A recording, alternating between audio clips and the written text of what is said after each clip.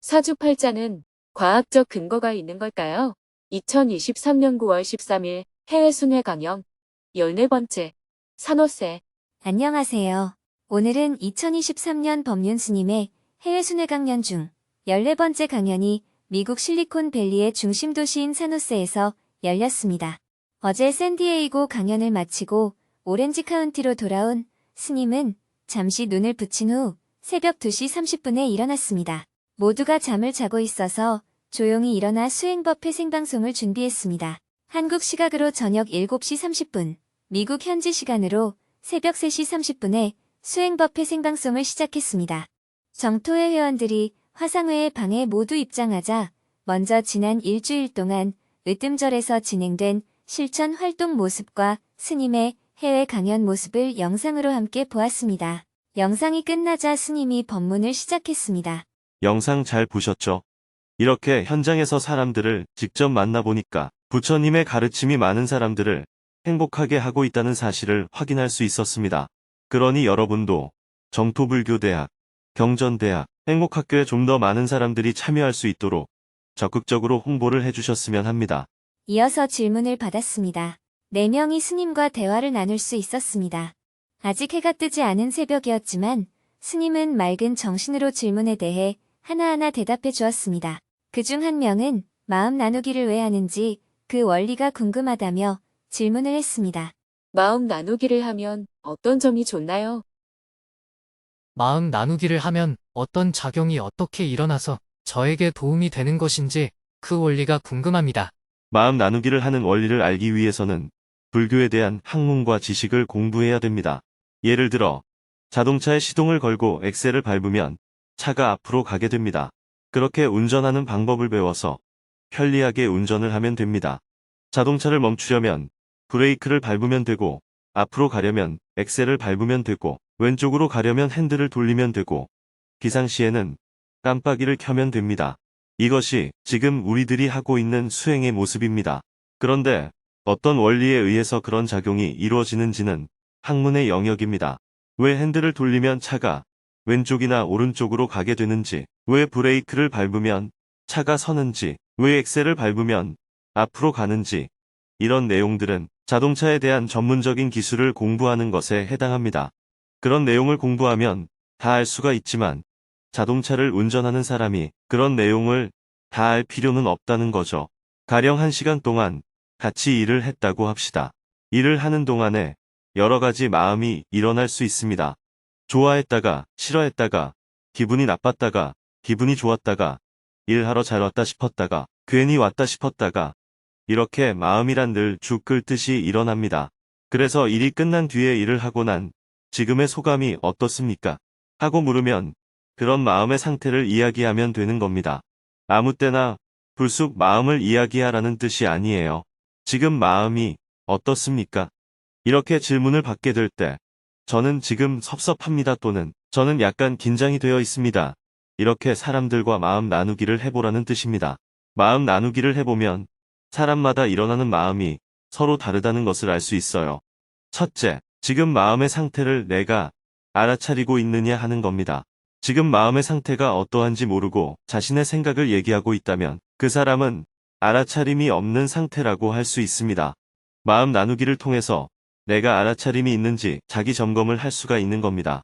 둘째, 마음 나누기를 하면 마음이란 사람마다 다 다르다는 사실과 스스로의 마음도 시시때때로 다르게 일어난다는 사실을 깨달을 수가 있습니다. 그래서 마음의 변화에 대해서 지나치게 비중을 두지 않게 됩니다.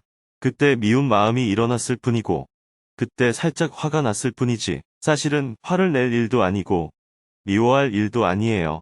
마음은 시시때때로 카르마에 따라서 일어날 뿐입니다.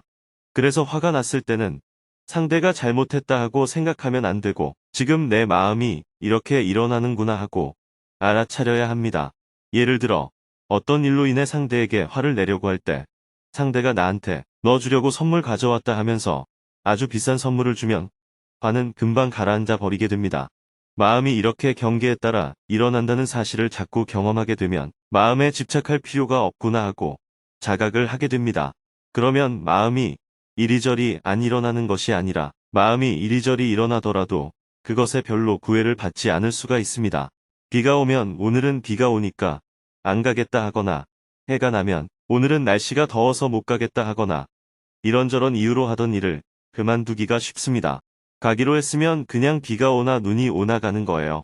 비가 오면 우산 쓰고 가면 되고 해가 나면 양산 쓰고 가면 되고 추우면 옷 하나 더 입고 가면 되고 더우면 옷을 가볍게 입고 가면 됩니다. 그것처럼 우리는 마음 나누기를 통해서 마음이 이렇게 저렇게 일어나더라도 그것에 구애받지 않고 살아갈 수 있는 공부를 하는 것입니다. 셋째, 마음 나누기를 하면 스트레스가 생길 때마다 그것이 마음속에 쌓일 겨를도 없이 덜어내어버릴 수가 있습니다. 예를 들어 아침에 약간 언짢은 일이 있었다면 오늘 다른 할 일이 있었는데 갑작스러운 연락으로 약간 마음이 좋지 않았습니다. 이렇게 말하는 것입니다. 좋지 않은 감정이 심하지 않다고 하더라도 내면에 쌓이면 다 스트레스가 되거든요. 비슷한 일이 한 번, 두 번, 세 번 반복이 되면 확 싫은 마음이 일어나 버립니다. 그래서 오늘은 연락을 받자마자 약간 짜증이 일어났습니다. 그러나 오면서 괜찮아졌습니다 하고 마음을 나누면서 감정이 마음속에 쌓이지 않게 됩니다. 그래서 마음 나누기가 중요한 겁니다. 수행을 해보면 스님의 법문보다도 도반과의 마음 나누기가 훨씬 더 직접적으로 스스로를 알아차리게 만듭니다. 스님의 법문은 오히려 생각을 하도록 만드는 경우가 더 많아요. 그래서 정토회의 꽃은 마음 나누기라고 할 수 있습니다. 불교에서 말하는 행복은 기분 좋음을 뜻하는 것이 아닙니다. 기분 좋음은 반드시 기분 나쁨을 동반합니다. 행복이란 기분이 좋고 나서 뒤이어 기분 나쁨이 따라왔을 때, 그렇지, 무언가 얻은 것이 있으면 잃는 것도 있지 하고 받아들여서 괴로움이 없도록 하는 것입니다. 기분 좋은 일이 생겼더라도 너무 들뜨지 않아야 나중에 기분 나쁨이 오더라도 마음이 처지지 않게 됩니다. 그렇게 해서 완전히 고요한 마음 상태를 만들지는 못하더라도 잔물결이 있는 정도만 만들어갈 수 있어도 우리는 비교적 행복한 인생을 살 수 있습니다. 인생을 길게 살든 짧게 살든 부자이든 가난하든 그런 것은 별로 중요하지 않아요.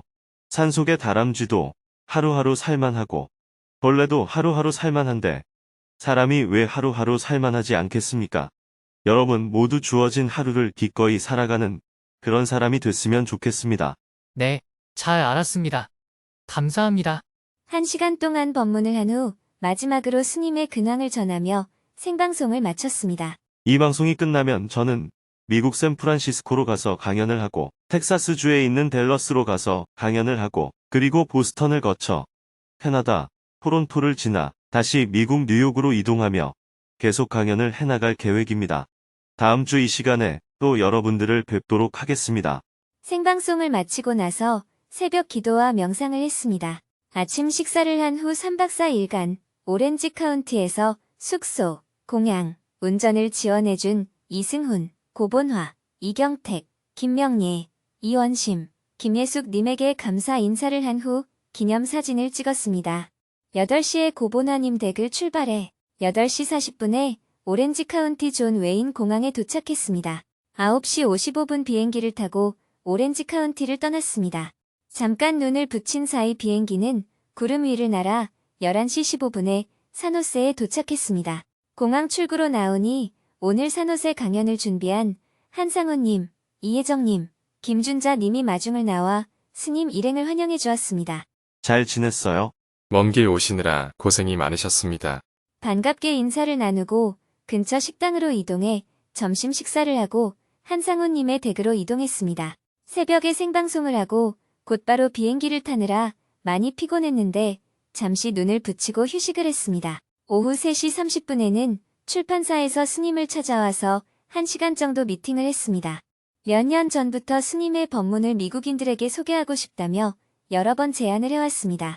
마침 스님이 산호세를 방문한다는 소식을 듣고 이곳에 살고 있는 출판사 대표님이 직접 찾아왔습니다. 출판사 대표님은 유튜브로 스님의 법문을 오랫동안 들어왔다며 궁금했던 점을 편안하게 질문했습니다. 스님의 스케줄이 정말 어메이징한 것 같습니다. 너무 놀랐습니다. 보통 저희가 출판을 하기 위해 유명인을 만나려고 하면 대부분 3일 전에 왔다가 3일 후에 가시곤 합니다. 저는 삶의 문제를 갖고 대화를 하니까 강연을 위해 특별히 준비할 게 없습니다. 제 인생에서 에크하르트 톨레의 책을 낸 것이 가장 잘한 일이었습니다. 스님의 책도 그럴 것 같습니다. 스님은 지금까지 한국에서 출판한 책들에 대해 소개하면서 스님이 어떤 관점을 갖고 붓다 단말을 사람들에게 전하고 있는지 설명해 주었습니다. 대화의 끝 무렵에 스님은 미국인들을 위해 출판하고 싶은 책에 대해 이야기했습니다. 제가 미국에서 출간하고 싶은 책은 인간 붓다라는 제목의 책입니다. 그동안 붓다의 삶은 너무 종교적이고 신비주의적으로 다뤄져 왔습니다. 하지만 저는 붓다의 일생을 통해 그가 한 사람으로서 어떻게 살아갔느냐를 책으로 소개하고 싶습니다. 불교의 사회 실천에 대해 이해하려면 붓다가 살던 당시에는 주민들의 90%가 노예였습니다. 그들은 늙고 병이 들면 쓸모가 없어졌기 때문에 버려졌습니다. 병이 들었는데도 보호받지 못했던 것입니다. 그리고 보통 사람들은 죽으면 화장을 했는데 노예들은 화장을 하지 않았습니다. 그들의 시체는 마치 쓰레기처럼 숲에 버려졌습니다. 붓다는 그가 살던 왕궁 밖으로 나가 버려진 노인과 아픈 사람, 시신을 보고 처음으로 의문을 갖게 됩니다. 이런 내용을 기존 불교의 방식으로 이야기하면 붓다가 사람은 누구나 늙고 병들고 죽는다는 것을 보게 되었다고 이야기하고 맙니다. 하지만 이를 사회 구조적으로 해석하면 붓다가 당시 사회에서 하층민이 겪었던 고통과 불평등을 경험한 것이라고 이해할 수 있습니다. 붓다는 그런 현실 앞에서 나는 어떻게 할 것인가 하는 문제에 빠져듭니다. 나는 그들처럼 되지 않기 위해 승자의 삶을 추구할 것인가? 아니면 이런 고통이 없는 세상을 만드는 일에 나설 것인가? 붓다의 아버지인 정반왕은 아들의 고민을 다른 곳으로 돌리기 위해 한 지역을 붓다에게 맡겨 통치하게 했지만 붓다는 그곳의 노예를 모두 해방시키고 가축을 놓아줘 버렸습니다. 그러나 그런 방식으로는 세상을 유지할 수 없음을 깨닫게 됩니다. 붓다는 이 세상의 방식으로는 자신의 고민을 해결할 수가 없음을 알고 결국 출가의 길을 선택하게 됩니다. 이렇게 붓다의 삶을 따라가다 보면 사회적인 문제를 떼어놓을 수 없습니다. 붓다가 당시 사회에서 가장 큰 저항을 받았던 것은 계급 차별과 성차별에 대한 것이었습니다. 당시의 여성은 독립된 한 사람이 아니라 남성으로 인해 존재감을 갖는 부속품에 불과했습니다. 그래서 여성에게는 반드시 주인이 있었습니다. 어릴 때는 아버지가 주인이었고, 결혼하면 남편이 주인이었고, 남편이 죽으면 아들이 주인이었습니다. 그래서 여성에게 출가를 허용하는 것이 그 당시에는 정말 어려운 일이었습니다. 여성이 출가해서 비구니가 된다는 것은 누구의 부속품이 아니라 스스로 자기 이름을 갖게 된다는 의미였으니까요. 이전에 없었던 제도였기 때문에 붓다조차도 그것을 허용하기가 쉽지 않았습니다. 그래서 여성의 출가는 붓다가 성도하고 나서 20년이 지나서야 허용이 되었습니다. 그것마저도 붓다 인멸 후 500년 뒤에는 다시 없어져 버렸죠. 그래서 지금 테라바타 불교에서는 여성의 출가를 인정하지 않습니다. 그만큼 성차별이 심했어요. 구체적인 현실 속에서 살아간 인간 붓다. 노예들이 출가를 할 때도 저항이 많았습니다. 주인의 입장에서는 자기 재산을 잃은 셈이니 다시 잡아가려고 했죠. 노예가 출가한다는 것은 자신을 속박하는 주인을 벗어나서 자기가 자기 인생의 주인이 되는 것을 의미했습니다. 이것은 당시 사회의 시스템을 전면적으로 부정하는 것이나 다름없었어요. 불교의 사상이나 교리에 포커스를 맞추면 철학적인 문제만 다루게 됩니다. 붓다의 일생을 공부해야 현실의 사회 문제를 함께 이야기할 수가 있습니다. 왜냐하면 붓다는 구체적인 사회 현실 속에서 살았던 사람이기 때문입니다. 스님의 이야기를 들으니 붓다의 일생을 미국인들에게 빨리 전하고 싶은 마음이 생깁니다.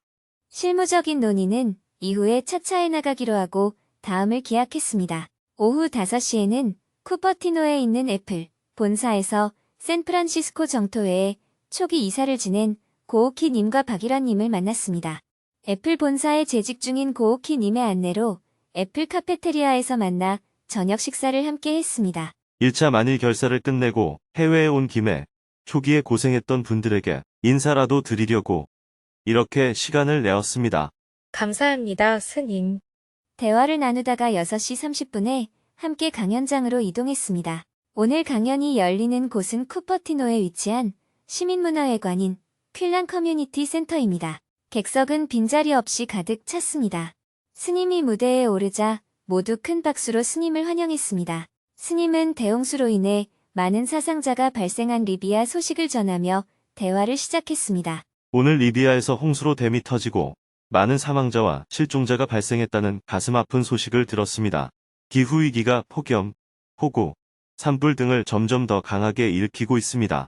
그동안 우리들이 많이 생산해서 많이 소비하는 것이 잘 산다고 생각하고 편리를 추구해온 것이 결과적으로 이런 환경 위기를 초래하고 있는 것 같습니다. 우리가 지속 가능한 삶을 살려면 조금 불편하더라도 소비를 줄여야 합니다. 욕망을 충족하는 것으로만 기쁨을 얻으려고 하지 말고 적절한 절제를 통해 만족할 줄 아는 삶을 지향해야 이런 위기를 막아낼 수 있다고 생각합니다. 이어서 질문을 받았습니다. 많은 사람들이 강연장 입구에서 질문을 신청했지만 2시간 동안 9명과 대화를 나눌 수 있었습니다.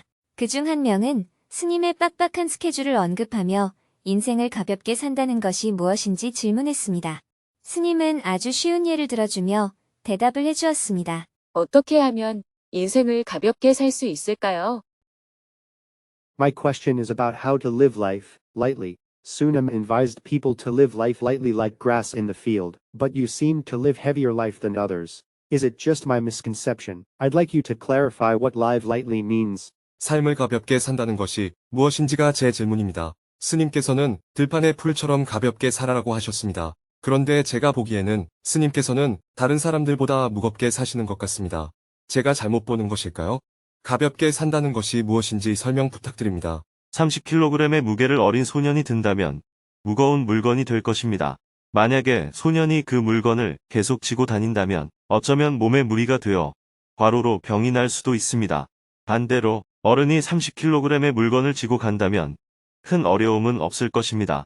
만약에 코끼리에게 30kg의 물건을 지운다면 아무렇지도 않을 겁니다. 무겁다는 것은 그의 능력과 체력에 맞추어서 무겁다, 가볍다 하고 정할 수 있습니다. 무게만을 갖고 무겁거나 가볍다고 말할 수는 없습니다. 붓다의 마음은 거울과 같습니다.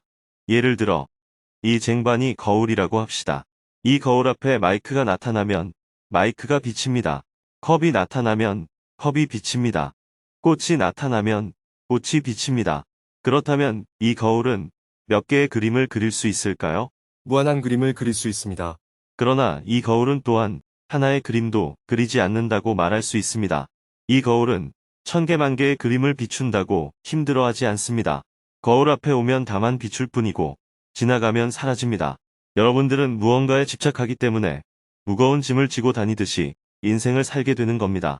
자기가 원하는 바를 꼭 이루어야 한다고 욕심을 내거나 자기 성질대로 하려고 하거나 모르면서 아는 척하거나 이럴 때 힘이 듭니다. 이런 것을 내려놓으면 힘들 일이 없습니다. 물론 육체를 가지고 있으니까 육체적으로 과부하가 걸릴 때는 있습니다. 잠이 부족하면 자면 됩니다. 육체가 피곤하면 쉬면 됩니다. 병이 나면 약을 먹으면 됩니다. 약을 먹어도 낫지 않으면 병원에 가면 됩니다. 결국 죽게 된다면 죽으면 됩니다. 그렇기 때문에 큰 문제가 없습니다. 가볍게 살라고 하는 것은 이런 의미입니다. 최선을 다하되 그 결과에 연연하지 않는 것을 뜻합니다.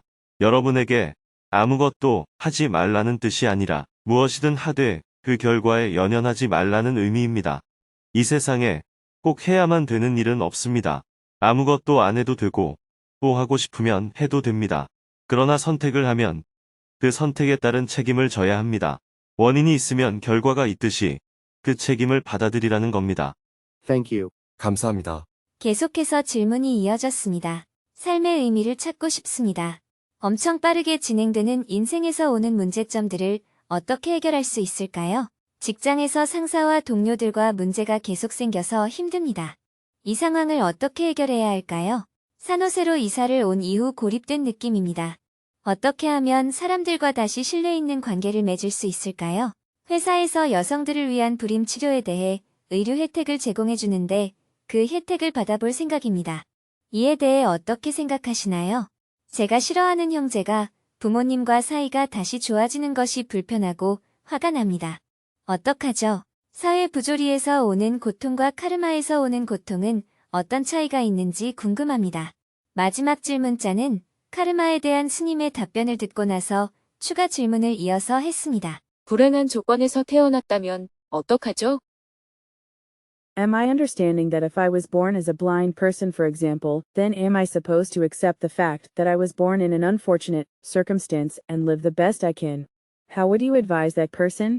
만약 제가 장님으로 태어난다면 불행한 조건에서 태어났다는 것을 그냥 받아들이고 최선을 다해서 살아야 합니까? 조언 부탁드립니다. 장님으로 태어나도 행복하게 살 수 있다는 관점을 가져야 합니다. 눈이 보이지 않기 때문에 조금 불편한 것뿐입니다. 그리고 사회적으로는 이런 불편에 대해 보완하는 장치를 마련해야 합니다. 그러나 장님으로 태어난 것 자체는 아무런 불평등한 일이 아닙니다. 피부가 희게 태어나거나 검게 태어나는 것이 불평등한 것일까요? 키가 크거나 작은 것이 불평등한 것일까요? 그렇지 않습니다. 어떻게 태어났든 태어난 사람은 누구나 행복하게 살 수 있습니다. 그리고 사주팔자가 정말로 있는지에 대해서 질문했습니다. 사주팔자는 과학적 근거가 있는 걸까요? The last question is, do you believe in Saju Peljao? Is it science? Science-based. 스님께서는 사주팔자에 대해서 어떻게 보십니까? 과학적 근거가 있습니까? 2600년 전 부처님 당시에는 인간의 불평등을 이해하기가 매우 어려웠습니다. 당시 인도 사람들은 전생에 지은 카르마 때문에 불평등이 생긴다고 이해했습니다. 중국이나 한국에서는 태어날 때 생년월시의 차이 때문에 불평등이 생긴다고 이해했습니다. 다른 곳에서는 이것은 신의 뜻이라고 이해했습니다. 즉, 사주팔자는 그 당시 조건에서 세상을 이해하는 하나의 방식이었다고 볼 수 있습니다. 과학은 오늘날 우리가 세계를 이해하는 방식입니다. 현재 우리가 세상을 이해하기에는 과학적인 방식이 가장 쉽습니다. 그러나 훗날 시대가 바뀐다면 과학적인 방식으로도 이해하기 어려운 일이 생길 수 있습니다. 사주팔자가 과학적인지 묻는 질문에는 과학적인 것은 무조건 진리이고 과학적이지 않은 것은 진리가 아니라는 단정적인 의식이 깔려 있습니다. 그러나 오늘날 우리들의 행복은 과학적으로 다 밝혀질 수 없습니다. 깨달음은 합리성마저도 초월하는 성격을 갖고 있습니다. 합리성이라는 것도 하나의 절대적인 관념입니다. 그것마저도 버려야 여러분들은 진정한 자유에 이르게 됩니다. 옛날에 세계를 이해하는 방식은 10%를 이해하는 정도였다면 오늘날 과학이 세계를 이해하는 방식은 70%를 이해하는 정도에 이르렀습니다. 중세시대에 그것은 하나님의 말씀이 아니다 하는 말이 진리가 아니라는 말과 동의어가 되었듯이 오늘날 우리들에게 비과학적이라는 말은 거짓이라는 말과 동의어가 되었는데 과학으로 100%를 이해할 수 있다고 생각해서는 안 됩니다. 왜냐하면 앞으로 세상을 더 온전하게 이해하는 방식이 새롭게 발견될 수도 있기 때문입니다. 그때의 사람들이 어리석었고 지금의 우리가 똑똑해졌다기보다는 그때와 지금은 사물을 보는 가치 기준이 달라졌다고 이해해야 합니다. 세상을 이해하는 인식의 틀이 바뀐 것입니다. 오늘날 사회의 빠른 변화가 여러분들을 혼란스럽게 만드는 것은 세상이 혼란스러워서가 아니라 지금껏 내가 가져온 인식의 틀로는 변화된 세상이 이해되지 않기 때문입니다. 내가 이해를 못하기 때문에 세상이 혼란스러운 것처럼 보이는 것입니다. 세상을 제대로 이해하려면 여러분들이 가진 인식의 틀을 바꿔야지 세상에 문제가 있는 것은 아닙니다. 세상은 그저 변해갈 뿐입니다. 가능하면 세상을 있는 그대로 알 수 있도록 여러분의 카르마를 조금 더 바꾸어 나갔으면 좋겠습니다. 그렇게 하면 우리는 어떤 세상에서든 괴로움 없이 살아갈 수 있습니다. 이 말을 세상은 항상 좋다 하는 뜻으로 오해해서는 안 됩니다. 필요하다면 세상을 바꾸어야 합니다. 그 과정에서 희생을 치를 수도 있습니다. 그러나 그 희생마저도 괴로움 없이 할 수 있다는 뜻입니다. 내가 선택한 길이라면 어떤 어려움이 있더라도 기꺼이 가야 한다는 의미입니다. Thank you. 감사합니다. 큰 박수와 함께 강연을 마쳤습니다. 강연이 끝나고 스님은 출구 앞에 서서 참석한 모든 사람과 악수를 나누었습니다. 참가자들이 모두 강연장을 빠져나가고 강연을 준비해준 봉사자들과 기념사진을 찍었습니다. 수고했습니다. 강연장을 나온 스님은 곧바로 사노세 공항으로 이동했습니다. 밤 9시 45분에 공항에 도착해서 짐을 붙인 후 대기하는 동안 원고 교정을 보았습니다. 밤 11시 57분에 산호세 공항을 출발한 비행기는 댈러스 공항을 경유하여 내일 아침 7시 20분에 미국 텍사스주 오스틴 공항에 도착할 예정입니다. 오늘은 밤하늘 위에서 하룻밤을 보냅니다. 내일은 오스틴에 도착하여 미국의 한반도 문제 전문가를 만나서 대화를 나누고 칼리지 스테이션으로 이동하여 미팅을 한 후 저녁에는 댈러스로 이동하여 해외 순회 강연을 계속 이어갈 예정입니다.